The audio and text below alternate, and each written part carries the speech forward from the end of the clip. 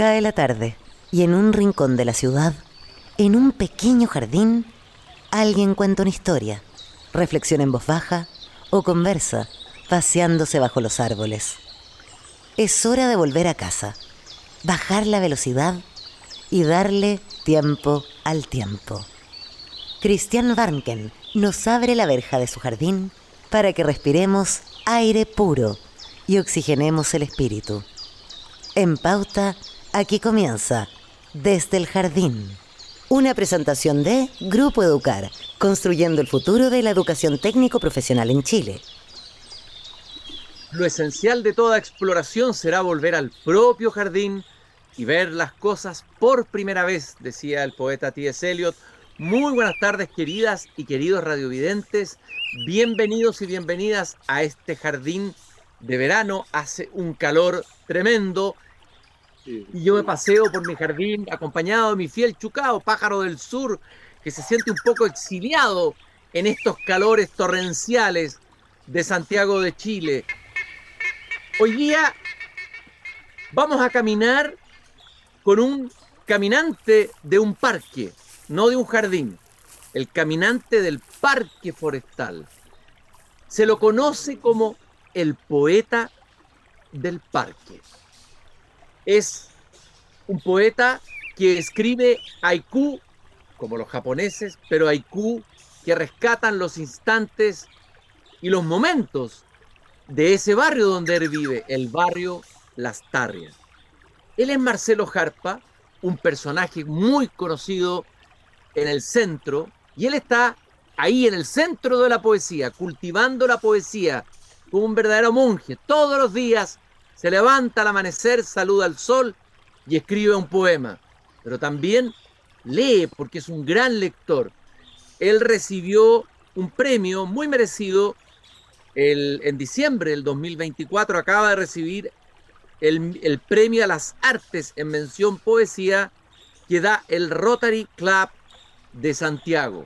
Marcelo Jarpa, el poeta del parque en el jardín. Marcelo, qué gusto de que hayas venido caminando desde el parque, tu parque, aquí a mi pequeño jardín, para que hablemos de poesía, para que nos cuentes tu historia.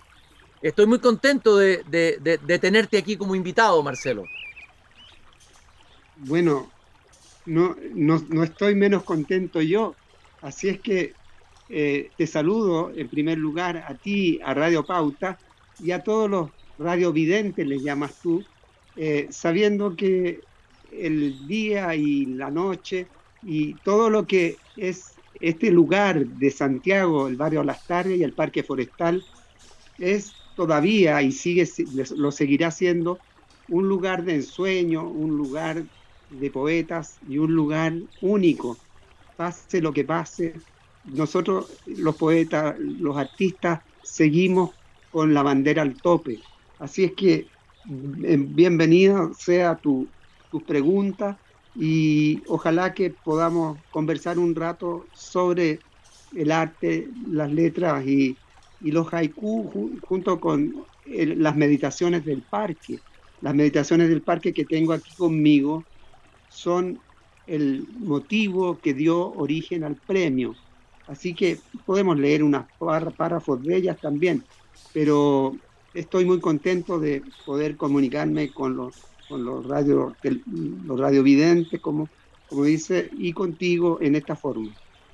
Marcelo, bueno, el barrio Las Tarrias y todo ese sector del centro ha sufrido en los últimos años bastante, le tocó vivir el estallido, que fue un impacto muy, muy, muy potente en ese barrio, le tocó vivir la pandemia, pero sin embargo siempre está intentando resucitar, revivir, y tú has sobrevivido ahí como un verdadero héroe de la poesía, y has sobrevivido con la bandera al tope, como me acabas de decir, haciendo poesía, ¿no? Así es. Entiendo que en el fondo el ejercicio de hacer poesía es parte casi para ti como lavarse los dientes o tomar el desayuno en la mañana, ¿no? ¿Cómo escribes poesía? ¿Cómo llega el poema a ti, Marcelo? En verdad, esa pregunta no es primera vez que me la hacen, pero mira, la respuesta está aquí mismo, en el discurso de agradecimiento al premio. En el caso de la creación poética, escribo sin borrador, y si me propongo escribir en cualquier momento, lo hago como si apretara un botón. Me sale natural, me sale solo. Mis textos son con letra manuscrita, clara y caligráfica. Toda mi obra la confeccioné sin las máquinas modernas que hoy existen para el arte y todas las cosas. O sea, explico, en verdad yo me iba, aquí tengo frente a mí al cerro, tengo las cortinas cerradas, el Cerro Santa Lucía y el Parque Forestal. Podrían llamarme también el poeta del cerro, ¿no? Pero creo que esa forma de escribir, por ejemplo, subía una grada al Cerro Santa Lucía, a la segunda terraza, me sentaba debajo de un jazmín, y el jazmín daba un olor exquisito, y de ahí nacieron 3 libros de haiku de 100 páginas cada uno, donde veía correr el agua, el charco y la estrella, el liviano arco iris, y cuando florezca el jacarandá. Son 3 títulos que han marcado y de eso tuvo un premio literario que me lo entregaron en la feria, en la Filsa, cuando era grande la Filsa. Entonces, Oye, bueno, esa forma de sentarse a escribir 8 haiku diarios, 2 páginas donde por ejemplo, aquí está el liviano arco iris, ¿te fijas? Esa, que en cualquier página, por ejemplo, al subir las piedras de la escalera del cerro, iba un zorzal de peldaño en peldaño, qué lindo, etcétera. me encantan los zorzales. Tengo aquí varios zorzales en el jardín, me encantó ese haiku. Ahí, el Cerro Santa Lucía, claro, tú no eres solo el poeta del parque, eres también el poeta del Cerro Santa Lucía. Hay que recordar que nos visitó hace muchos años, hace muchas décadas, el poeta cubano Nicolás Guillén, quien escribió unos Sí, versos sobre el Cerro Santa Lucía y dijo: Cerro Santa Lucía, tan culpable por la noche y tan inocente por el día. Pero tú eres el poeta de la inocencia y del día, el poeta de la celebración, ¿no? Tu poesía es una poesía que celebra el instante, que celebra lo mínimo. Una poesía que escasea en estos días, ¿eh? La poesía más bien se ha vuelto la expresión del dolor humano, de la angustia, del estrés, de la depresión, etcétera. Pero por eso que es un milagro que un poeta como tú celebre. Eh, claro. Por ejemplo, Cristian, fíjate, en las primeras páginas del liviano arco iris, son puros poemas que no me ceñí a la regla del haiku, o sea, 5 sílabas, 7 sílabas, 5 sílabas. Yo escribí libremente. Dice: las voces de los humanos se oyen en silencio arriba de la roca desnuda. Y más abajo, el picaflor cantó como trompeta porque desea entrar luego al palacio de Zeus. Y bueno, por último, si una chinita apareciera y un caracol me mirara, el mundo tendría esperanza. Qué bello, Estamos, ¿ah? y con elementos tan pequeños, la chinita, que es un personaje tan emblemático, un insecto tan emblemático de nuestra infancia como era antes las cuncunas han desaparecido, pero Marcelo tiene esa capacidad de rescatar y conversar como una especie de San Francisco de Asís, eres tú, ¿ah? Moderno, que conversa con los Sí. elementos naturales, que establece un diálogo poético con el mundo, como Francisco lo hacía. Claro, bueno, él es un gran poeta que escribió el canto del sol, o canto al sol, y a todas las criaturas y a todas las plantas y a todas las estrellas las llamó sus hermanos y sus hermanas. Y eso es muy lindo. Entonces, yo creo que él estaría muy de acuerdo con estos haiku cuando en eclosión, por ejemplo, un tiempo de paciencia, una hora de calma, y de pronto la rosa está abierta. Se fija, es muy increíble que San Francisco de Asís lo traiga a colación, porque voy muy seguido al templo de San Francisco en Alameda, y creo que ese poeta es esencial dentro del concierto, digamos, de los escritores, porque además es un santo. Entonces, como santo, como escritor y como artista, digamos, de la pureza y de la claridad, yo creo que San Francisco sí es destacado. Qué bueno que lo hayas traído a colación. Oye, Marcelo, bueno, tú eres el poeta que ha resistido ahí en el parque, que ha permanecido, que no ha abandonado el centro de Santiago, incluso en sus momentos de mayor dificultad, cultivando la poesía, poniendo la palabra poética al servicio de la realidad cotidiana, ¿no? Eh, ¿Cuándo empezó la poesía en ti? ¿Quién te traspasó el don poético? ¿Cómo descubriste que tenías un don poético, Marcelo? Mira, es eso, descubrí ese don muy temprano en el Colegio Notre Dame, donde me eduqué con el padre Roberto Polán Cartier, rector, y el padre Iván Germán Jaraquemada. Esos dos profesores, junto con Germán Aburto Spitzer, el profesor de castellano, fueron los Conocidísimo que... profesor, un profesor que es casi una leyenda, Germán Aburto. He escuchado hablar Sí, mucho de él a varios alumnos que han pasado por el Notre Dame. ¿Ah? tocaba el acordeón, tocaba varios instrumentos, vino a esta casa, a la cual también te invito yo un día, y bueno, murió hace pocos años atrás, y él me inició porque en un momento dado me nombraron director del Irsuto. El Irsuto era un diario mural y tuve que hacer las veces de periodista y entonces publicamos unos escritos de un rodeo, me acuerdo, y otras cosas más. Y las clases de Germán Aburto eran sensacionales, eran apasionantes. Entonces, creo que ese inicio fue tan bonito. Mi padre también, mi padre es importante en las letras, fue un poeta de tomo y lomo, bombero voluntario, como yo también, y como mis 5 hermanos hombres, que fuimos todos voluntarios de la primera compañía de bomberos. Creo que ese inicio fue con el primer libro publicado el año 88, que se llamó Pan de Lágrimas. Pan de Lágrimas tiene los primeros versos que me inicié con las artes poéticas y con una arte poética muy cortita, que la puedo leer si quieres. Claro, dale, Marcelo. Arte poética. El poeta es una represa entre dos montes que acumula el agua poco a poco. De repente se abren las compuertas. Quizás nació la poesía. La represa es el amor que une a los seres, donde el agua va cayendo gota a gota. Si la dejas escapar, quizás se te muere. Y las aguas son ideas que florecen. Quizás surgen montes, represas y compuertas.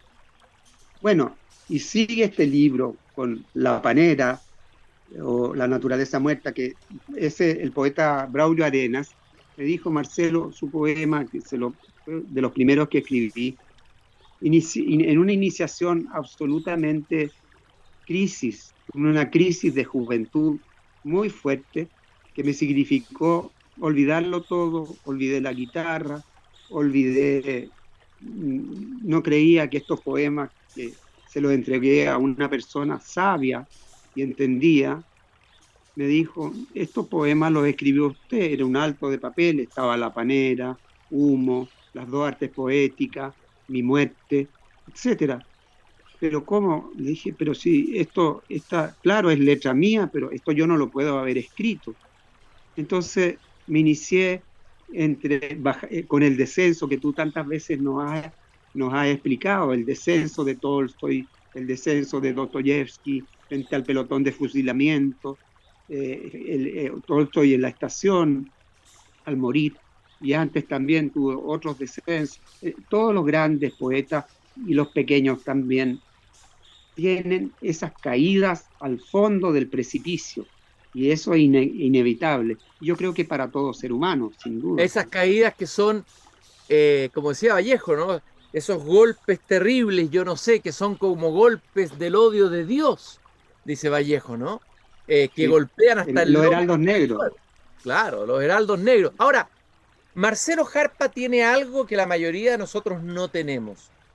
Tiene tiempo, como tienen todos los grandes artistas y poetas, ¿ya? La gente hoy Sí. día es pobre de tiempo. A Marcelo Jarpa tiene tiempo. Y como tiene tiempo, se ha leído 5 veces A la búsqueda del tiempo perdido de Marcel Proust. Se ha leído otras 5 veces, no sé, La guerra y la paz. Aquí me interesa rescatar la figura de este poeta lector que se ha embarcado, el poeta que escribe pequeño haiku y que se lanza a leer 5 veces A la búsqueda del tiempo perdido. Es verdad, Marcelo, ¿por qué tantas veces Proust? Es, es absolutamente cierto, y te confieso más. Hace pocos días empecé a leer la sexta vez, ya inicié la sexta lectura de búsqueda. No sé si voy a tener vida, salud y tiempo para poder hacerlo, pero ya están empezadas, así que Sí, pero no quiero lo puedo dejar. ¿qué has encontrado como poeta en Proust? Porque para que lo leas tantas veces, porque hay algo muy importante, hay un tesoro que tienes que compartirlo con nosotros. Sí, si me invita al programa de libros, bueno, yo te cuento tantas maravillas que he encontrado desde la poesía. Si alguien me preguntó una vez, ¿por qué lees tanto a Proust? Porque es poeta, porque tiene poesía. Es una poesía en prosa, las descripciones que hace de los espinos, de los manzanos, del pueblito de Balbec, el trenecito de Combray, todo cómo empieza, je me suis couché longtemps, je me suis couché de bonheur, o sea, mucho tiempo me acosté temprano, así empieza la búsqueda del tiempo, y él se lanza con un libraco, un mamotreto, 7 mamotretos de 700 páginas cada uno. Claro, Bueno, y eso, por eso que es tan prodigioso. Fíjate que Neruda fue gran lector de Proust y algunos dicen que una parte de su poesía de Residencia en la Tierra está influido por la prosa de Proust. Estamos caminando por el parque, en realidad estamos caminando por mi jardín con el poeta del parque, Marcelo Jarpa, que además es bombero de la primera compañía de bomberos, que dedica su vida a la poesía. Pocos dedican la vida a la poesía, algunos no le dan ni siquiera 5 minutos al día a la poesía. Él escribe haiku, una de las formas más breves y más mínimas inventada por los japoneses. Marcelo, a ver, eh, la poesía, Enrique Lin dijo, porque escribí estoy vivo. La poesía es una forma de resistencia íntima, es una forma que nos permite enfrentar los distintos nihilismos que enfrentamos, el nihilismo a la muerte, el nihilismo del sinsentido. ¿Tú suscribes esa declaración de Enrique Lin porque escribí Estoy vivo? la suscribo absolutamente. Tanto es así que eh, Rilke lo complementa cuando dice: ¿quién habla de victorias? El resistir lo es todo. En el Requiem al poeta muerto, que está en las elegías del vino traducidas por Otto Dörr. Bueno, eso, ¿quién habla de victorias? El resistir lo es todo. De Rilke, y porque escribí Estoy vivo, de Enrique Lin, tu tío, gran poeta, que no tuve mucha cercanía a él. Me acerqué más a Jorge Tellier, que influye mucho en mis meditaciones del parque, pero creo que si yo no hubiese escrito, no estaría aquí contigo, ni con María Amelia, la gran musa, la gran Dulcinea, que me ha acompañado tantos años, y que sin ella no sería nada de lo que puedo comprender, hacer y escribir. He tocado la guitarra y he cantado, y porque el alumno del Colegio Notre Dame eh, es amigo de todos, dice. El alumno del Colegio Notre Dame es amigo de todos y sonríe y canta en las dificultades. ¿Quién no tiene dificultades? ¿En qué mundo estamos? Estamos en medio de una vorágine, José Eustacio Rivera, la vorágine, esta selva en que no sabemos si nos vamos a quedar anclados en el fuego o debajo de un colchón de sangre. Creo que es un poema, pero creo que expresar eso es muy difícil. Y sin embargo, ante el dolor, en el dolor nos hacemos, en el placer nos gastamos. No sé si está, yo lo leí hace muchos años en el diario, en el día a día, donde escriben tanto, Rodericus escribe ahí, y creo que eso en el fondo, creo que escribir es salvarse. Lo que no está escrito no existe, lo sabemos. Y tú nos has enseñado tantas veces y por eso claro, te agradezco, Cristian.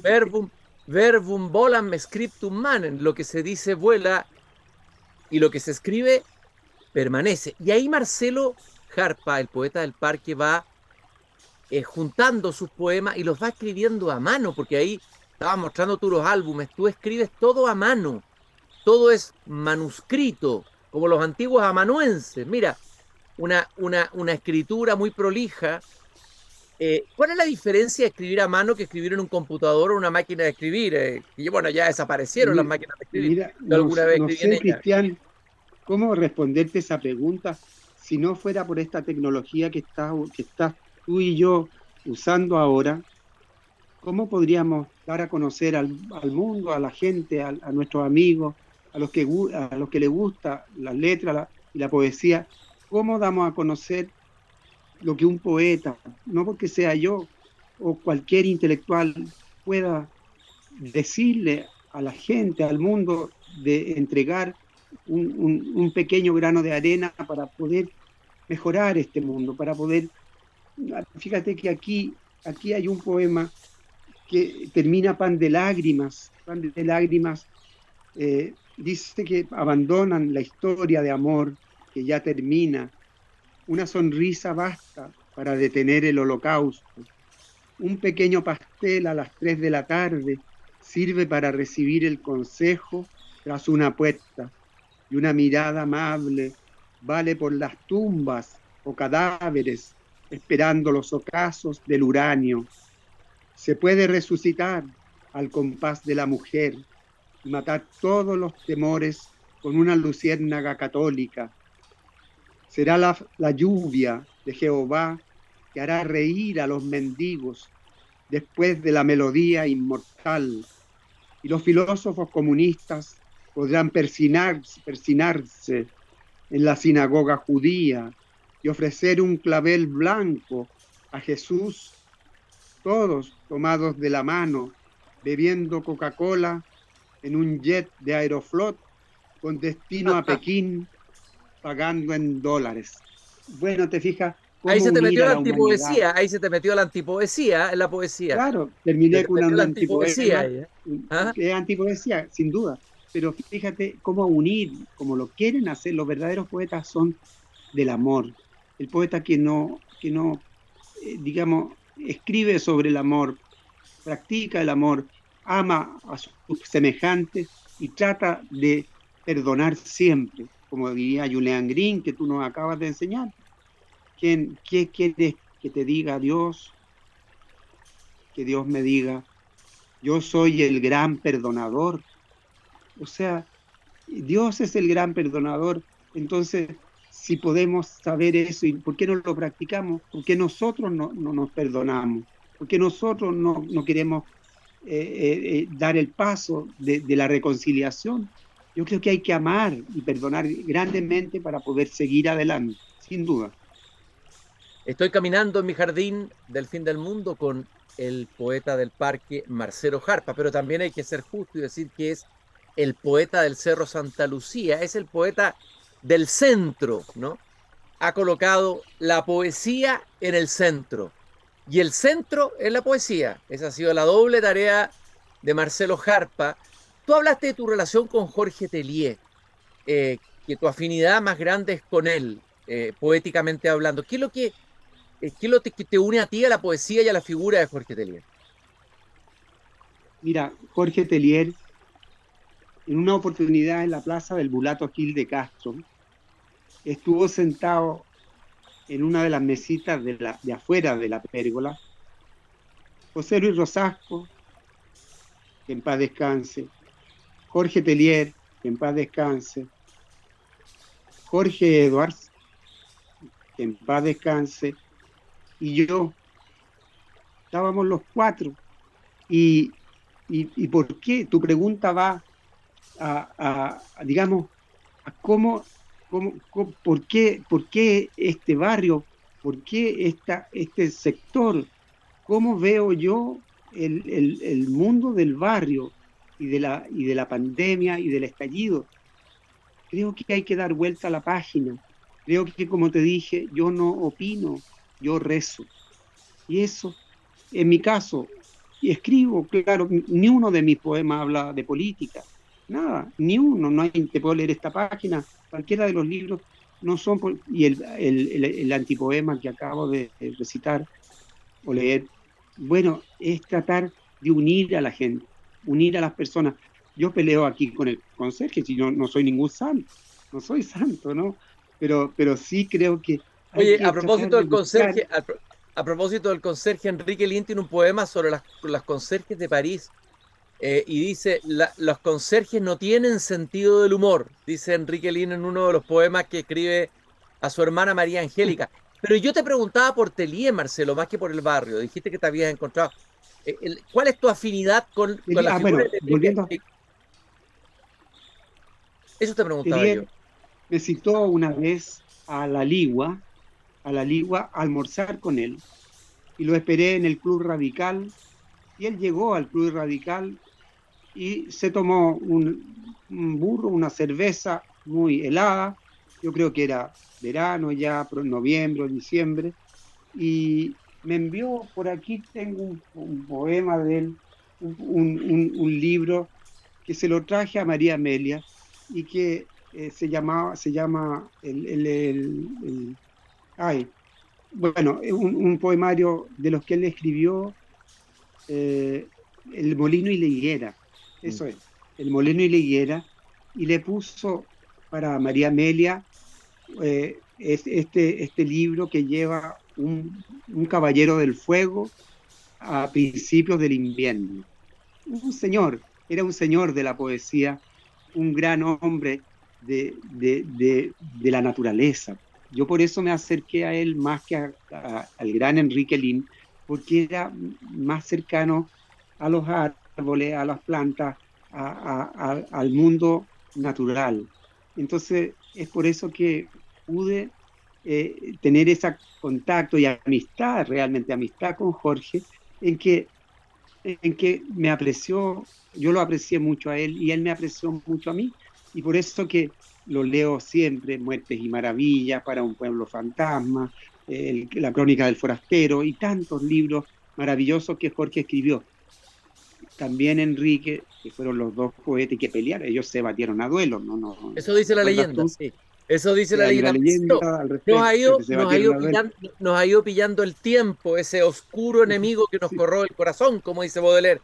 Quisiera que cerrar este paseo, esta conversación de verano, paseando en mi jardín esta tarde contigo, este jardinero con este poeta del parque, entre pájaros, chucaos, bandurrias, queltehues. Me gustaría que nos regalaras un poema para despedir, para cerrar. Tu mejor poema, que nos leyeras o nos recitaras.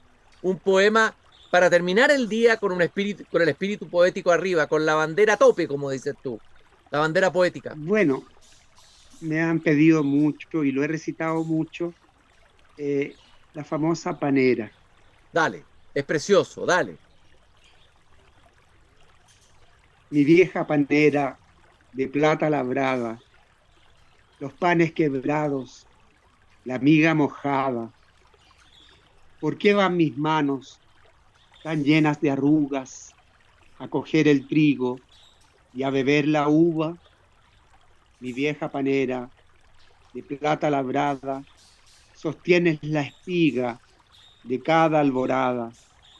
Saleros de armiño, me tiemblan los dedos.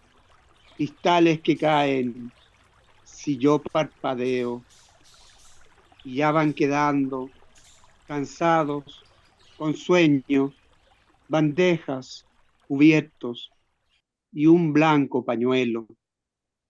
3 fósforos negros yacen acostados, 2 conchos de vino y un vaso trizado.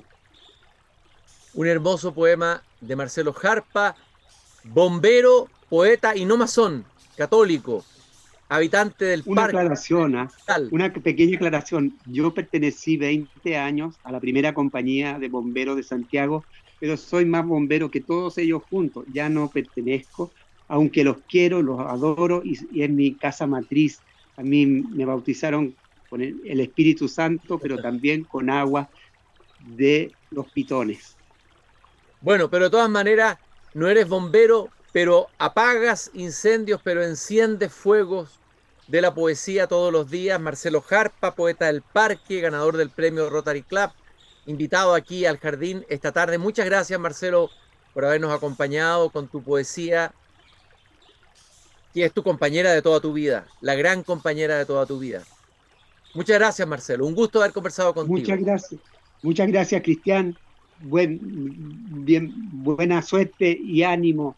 Que Dios te bendiga. Chao. Lo mismo a ti, lo mismo a ti. Queridos radiovidentes, nosotros nos volvemos a encontrar mañana cuando vuelva a abrir la verja de madera de mi jardín. Muchas gracias por habernos acompañado.